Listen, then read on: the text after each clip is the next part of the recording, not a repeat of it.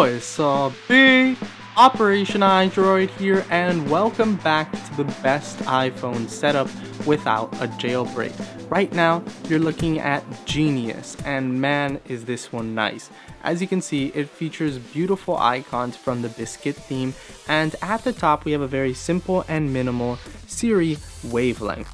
And all the icons are set under this with two little icons at the dock, and of course all your other folders organized neatly in a third page. Of course, the lock screen also matches this very nice theme with the fingerprint scanner, which is super cool, and of course this very nice lock screen. So I hope you guys like this setup. I think it's super cool, and I hope you guys will enjoy it as well. If you're not really digging this theme, it also looks nice with the stock icons, as you can see on screen now. You can even remove the names of the stock icons, which makes it look a lot better. So maybe you like that better, you can do that instead, and I'm going to be showing you how to do all of this now. So if you are excited to learn how to do this, please hit that like button as you have in the past 3 episodes of the best iPhone setup. You guys have been killing it with this series, and I really appreciate the support. So without any further ado, let's head into the tutorial.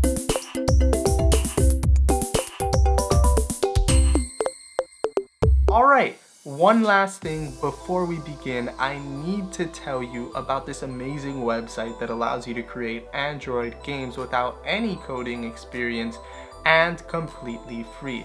But the best part is, you can actually make money off the Android games you create using this amazing website called QuickAppNinja. It's super easy to use, you can follow their tutorial, you can create amazing Android games as the ones you see here, and of course the best part, make some quick money as many others have that have already started using QuickAppNinja, and it's pretty amazing. So I highly recommend that you check out QuickAppNinja via the link in the description below, register and start creating your Android games. Alright, so getting this all set up is pretty simple, but it does take some time, so be sure to follow along closely. The first thing you want to do is open Safari and type in the URL bit.ly/genius setup with the G in Genius and S in setup capitalized, which will take you to this Imager album.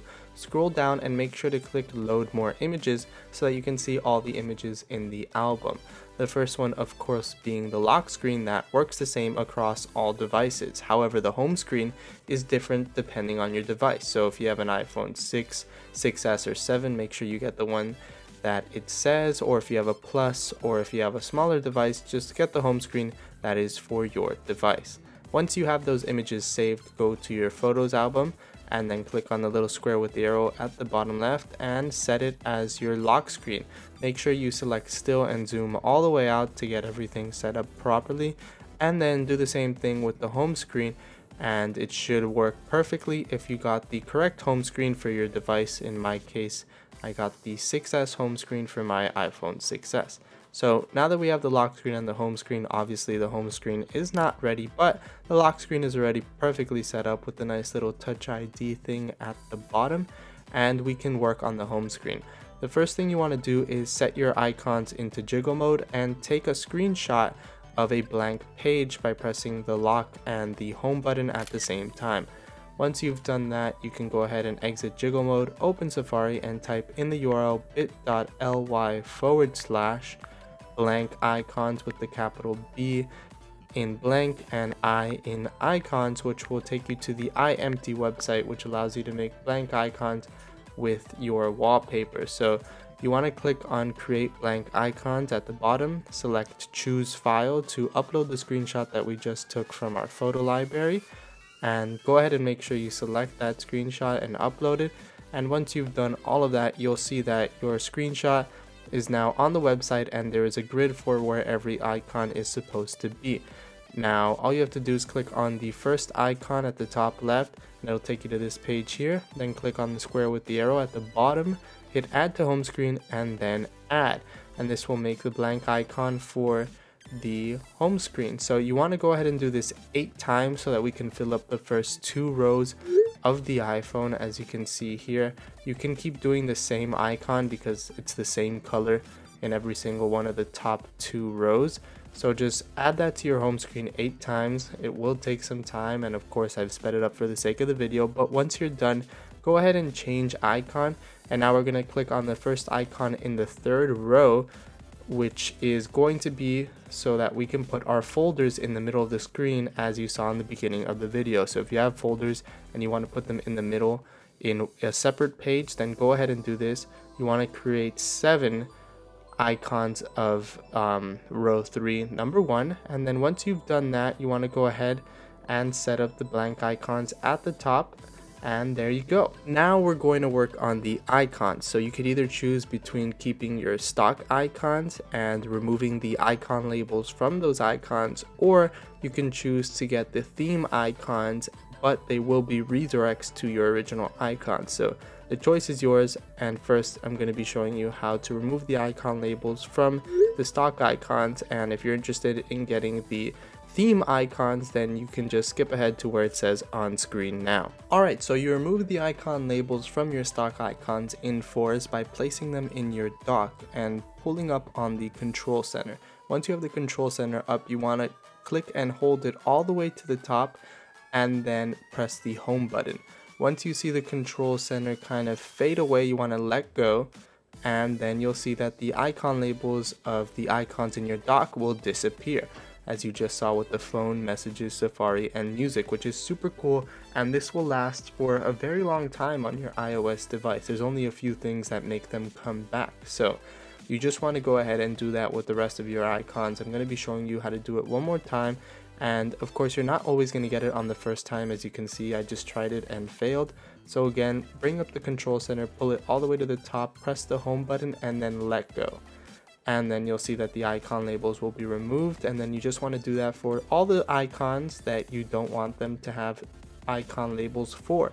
And of course, for your folders, there's blank text that you can name the folders that I'll have linked in the description below to make your folders not have any icons either. And in order to get this to last for a pretty long time, what you want to do is head to your settings and then go to general, head over to accessibility, and then you want to turn on reduce motion. And once you do this, the icon label should stay removed from your stock icons until you turn off your iOS device. And I know there's a lot of other things that kind of make them come back, and if they do, you can just repeat the process. But as you can see, the stock icons look pretty good, and now I'm going to be showing you how to get the theme icons if you are interested in that. So in order to get the theme icons, you want to go ahead and open Safari and type in the URL bit.ly/biscuit theme, with the B in biscuit and T in theme capitalized,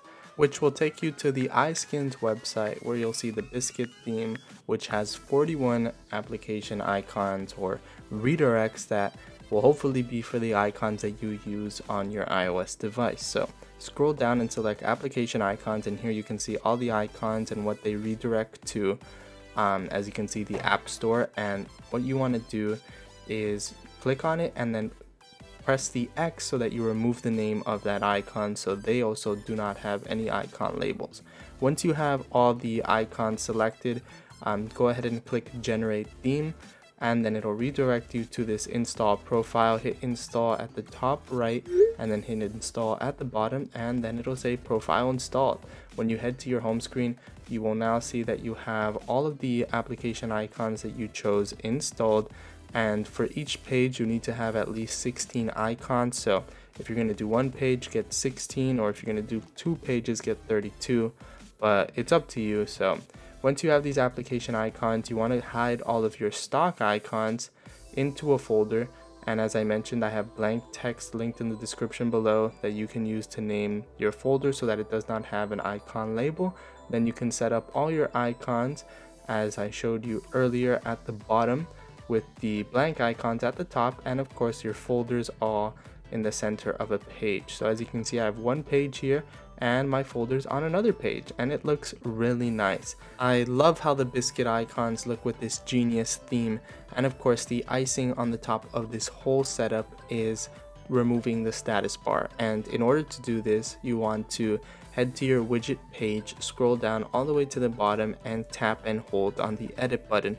Then tap the search button and remove the edit button. Quickly double tap the home button, then select any application in your multitasking bar, head home, and you will see that your status bar has now been removed when you're in the home screen. When you enter an app or a folder, the status bar will return, but when you're in the home screen or your lock screen, it's gone and it looks beautiful. So that is pretty much it. Thank you so much for watching. I hope you enjoyed this video. If you did, then please hit that like button, as it helps out the video tremendously and I truly appreciate it. You guys have been enjoying this series so much, and I know that because of all the likes you've been giving the videos. So I really hope you enjoyed this one, and let me know what you'd like to see in the next best iPhone setup. I love taking your suggestions and learning what you guys like in a setup.